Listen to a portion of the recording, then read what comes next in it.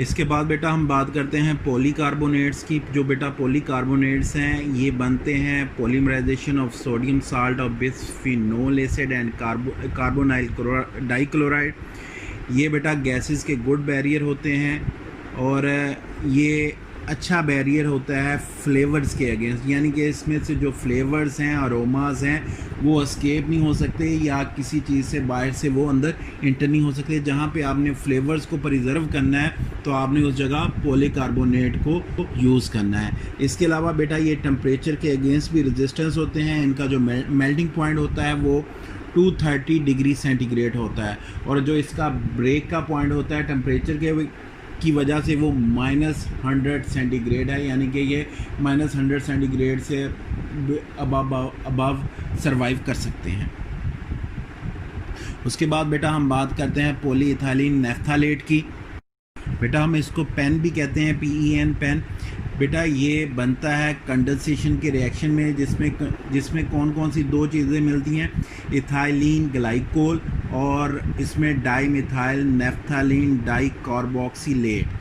ये इन दोनों की कंडेंसेशन होती है इन दोनों चीज़ों की, तो फिर बनता है जी पॉलीइथाइलिन नेफ्थालेट। बेटा ये केमिकली सिमिलर टू पेट होता है बट ये टेम्परेचर के अगेंस्ट मोर रेजिस्टेंस होता है एज़ कम्पेयर टू पेट। तो अगर हम बात करते हैं इसकी प्रॉपर्टीज़ की, तो बेटा इसकी प्रॉपर्टीज़ जो होती हैं वो ऑक्सीजन का, यानी कि ये ऑक्सीजन के लिए भी बैरियर है, वाटर वेपर्स के लिए भी बैरियर है और कार्बन डाइऑक्साइड के लिए। इसको हम कंपेयर कर सकते हैं पेट की ऑलमोस्ट प्रॉपर्टीज़ के साथ, लेकिन इसका जो मेन बेनिफिट है ये हाई टेम्परेचर रेजिस्टेंस है।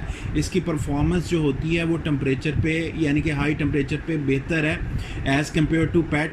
और ये अलाउ करता है जी हार्ड फिलिंग आप इसमें कर सकते हो, आप इसको रीवाशिंग भी इसकी कर सकते हो और रीवाशिंग के बाद इसको रीयूज़ भी कर सकते हो। और बेटा जो मोस्टली जहाँ पे जिन बॉटल्स में बेवरेज इंडस्ट्री में जहाँ पे आपने फ्लेवर्स और ऑर्डर्स को प्रिजर्व करना है, तो स्पेशली बियर, तो उसके लिए आप पॉलीइथाइलिन नेफ्थालेट यूज़ करते हो। इसके बाद हम बेटा बात करते हैं पॉलीविनाइल क्लोराइड की। पॉलीविनाइल क्लोराइड को बेटा हम रेडिकल की पॉलीमराइजेशन के लिए ज़रिए हासिल कर सकते हैं, या ये जो बनता है ये पॉलीमराइजेशन ऑफ विनाइल क्लोराइड के मोनोमर्स की उसकी चेन पॉलीमराइजेशन के ज़रिए बनता है। ये थोड़ा हैवी होता है, यानी कि थोड़ा भारी होता है, स्टिफ होता है और स्ट्रॉन्ग होता है और ये ट्रांसपेरेंट मटेरियल है। इसकी जो केमिकल्स के अगेंस्ट, स्पेशली एसिड्स और बेसिस के अगेंस्ट ये रेजिस्टेंस इसकी बहुत ज़्यादा है। इसके अलावा ये ग्रीस, ऑयल और ऐसी चीज़ें जिनके फ्लोइंग करैक्टरिस्टिक्स ज़्यादा हैं उनके लिए ये अच्छा है। इसके अलावा ये इलेक्ट्रिकल प्रॉपर्टीज़ में भी स्टेबल रहता है। अगर किसी जगह पे आपको ऐसा लगता है कि आपने उधर कोई वहाँ पे वो शॉक है या आपने करंट गुजारना है, तो उस जगह पे ये अच्छा बैरियर है। इसके बाद बेटा हम बात करते हैं पॉलीविनाइल्डीन क्लोराइड PVDC। पॉलीविनाइल्डीन क्लोराइड है, ये बनता है बेटा विनाइल्डीन क्लोराइड जो पॉलीमर है उसकी एडिशन के साथ। ये हीट सीलेबल होता है और ये अच्छा बैरियर है वाटर वेपर्स के लिए, गैसेस के लिए, फैट्स के लिए, स्पेशली जो ऑयली प्रोडक्ट्स होती हैं उनके लिए। और ये मोस्टली जो पोल्ट्री है, क्योर्ड मीट्स हैं, चीज़ है, स्नैक फूड्स हैं, टी है, काफ़ी है और कन्फेक्शनरी आपकी जितनी भी है ये उसकी पैकेजिंग के लिए इस्तेमाल होता है। इसको आप हार्ड फिलिंग के लिए भी यूज़ कर सकते हो। ये लो टेम्परेचर के अगेंस्ट भी अच्छा काम कर जाता है और जो मॉडिफाइड एटमॉस्फेयर पैकेजिंग है उसमें के भी इसके रिज़ल्ट जो हैं वो बेहतर होते हैं। उसके बाद बेटा हम बात करते हैं पॉलीस्टीरीन की, जिसको आप PS के नाम से जानते हो। बेटा इसके बाद पॉलीस्टीरीन, बेटा जो पॉलीस्टीरीन है ये बनता है बेटा addition of polymers of styrene.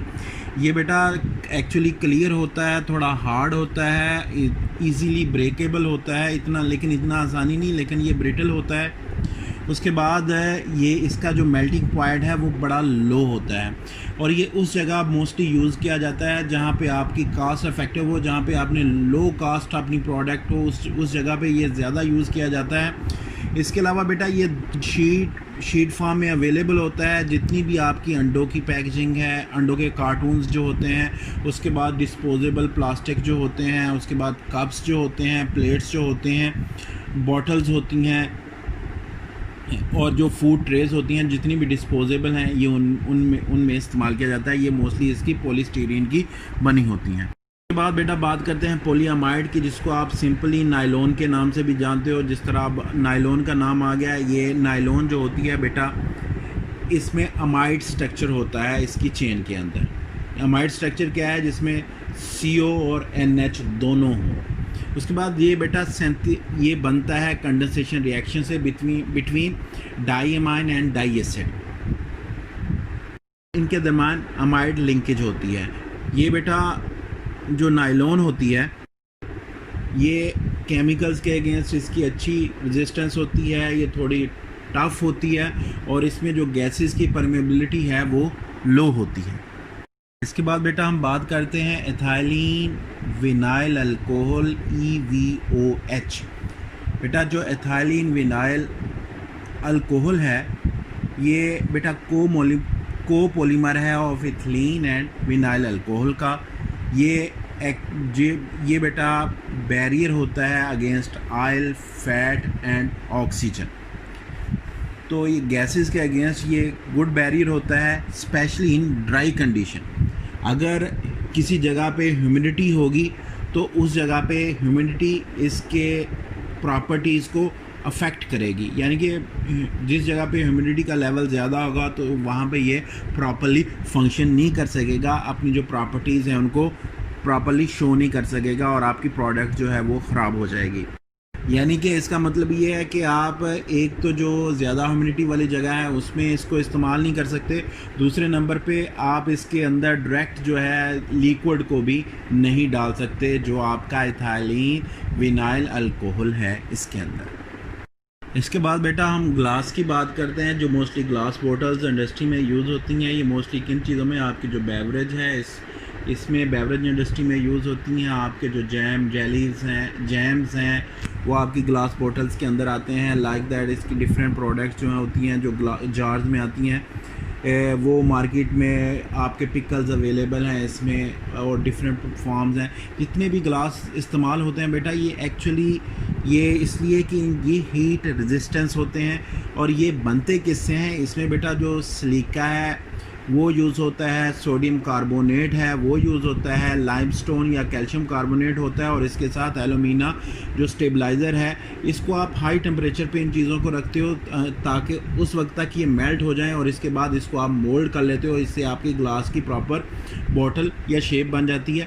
तो इसके जो बेटा जो बेनिफिट्स हैं ग्लास के इस्तेमाल करने के, वो हैं बेटा ये गुड बैरियर्स होते हैं ईच एंड एवरी थिंग के अगेंस्ट। ये कह लें कि इसमें आपकी चीज़ की वो फ्रेशनेस रहती है, आप उसको लंबे अरसे के लिए उसके टेस्ट और फ्लेवर को प्रिजर्व कर सकते हो। उसके बाद आपकी प्रोडक्ट है उसकी विजिबिलिटी हाई होती है, और आप उसको लॉन्ग यानी कि हाई टेम्परेचर के अगेंस्ट रख सकते हो। लेकिन इसके जो डिसएडवांटेज है ग्लास के, एक तो ये कि ये नॉन डिग्रेडेबल है, उसके बाद ये वज़न में ज़्यादा होता है, और ये इजीली टूट जाता है।